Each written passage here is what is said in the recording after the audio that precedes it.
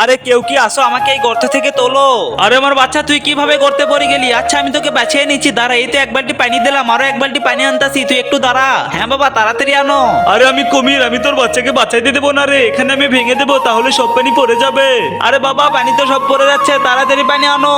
আরে সিংহ, তুমি আমাকে এক বালতি পানি দাও, আমার ছেলে বিপদে পড়ে গেছে, আমার ছেলেকে বাঁচাইতে হবে। আরে না না, এইভাবে পানি দেওয়া যাবে না, তুই বোর্ডে লেখা দেখ। আরে তাহলে এই নাও ডায়মন্ড, তুমি তাড়াতাড়ি করে আমাকে এক বালতি পানি দাও। হ্যাঁ হ্যাঁ দিদাসি, তুই একটু দাঁড়া, এই নে হয়ে গেছে, নিয়ে যা। হ্যাঁ যাইতাছি। আরে বাচ্চা, এই নে তোকে আরো এক বালতি পানি দিলাম, তাও তুই উপরে উঠাই। আরে বাবা, পানি দিয়ে লাভ নাই, সব পানি নিচে পড়ে যাচ্ছে।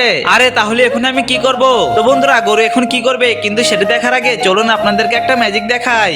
ম্যাজিকটা করার জন্য ফার্স্টে ভিডিওতে একটা লাইক করবেন, তারপরে চ্যানেলটা সাবস্ক্রাইব করবেন, তারপরে রিমিক্স অপশনে চাপ দিয়ে ইউজ দিস সাউন্ডে ক্লিক করবেন, তাহলে এরকম ম্যাজিক করতে পারবেন। আরে আমার বাচ্চা, তুই আমার হাত ধরে উঠাই। আরে কি মজা বাবা, আমি তো উঠে পড়েছি। আরে এই না কুমির, এখন তুই তোর পাপের বোঝা ভোগ কর। আরে কি বলিস, আমি আবার কি ভোগ করব? আরে এটা আমি কি দেখতাছি, আমার পাপের বোঝা দেখে আমার ছেলে ভোগ করতেছে।